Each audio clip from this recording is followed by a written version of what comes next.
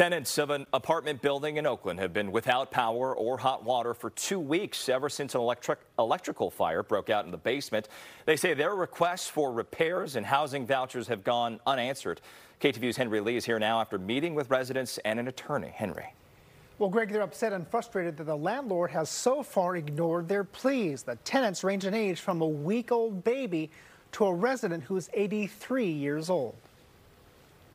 It's dark and cold inside Ana Bolanos' apartment and her entire 18-unit building at 26th Avenue and East 20th Street in Oakland. Just the light from the windows. If everything is closed, there's total darkness in here.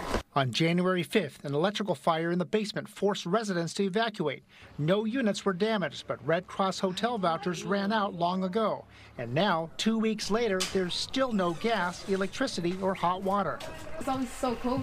And then also in the night, it's like so dark, and we can't even charge our phone. Tenants say they're pleased with the landlord for fixes have been ignored or marked as canceled on the management company's app. I'm angry, frustrated, annoyed at the situation. Bolanos, her husband, and her 5 children have been braving the cold in their unit, but at a cost. We've been enduring coldness, my kids getting sick.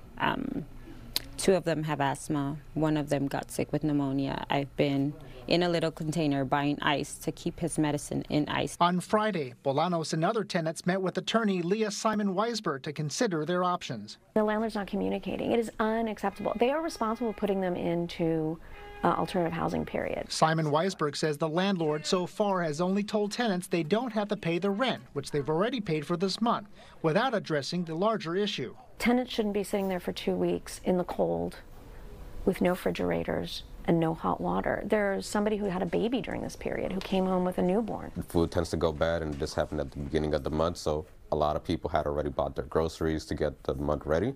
I texted the landlords but did not get a response. I reached a co-founder of the management company and he hung up on me. Another founder sent me a short email saying they're working on restoring power as quickly as possible. These tenants hope repairs or vouchers come their way soon, especially with more wet and rainy days in the forecast ahead. Live in the studio, Henry Lee, KTVU, Fox 2 News. Hopefully they get some answers soon, Henry. Thank you.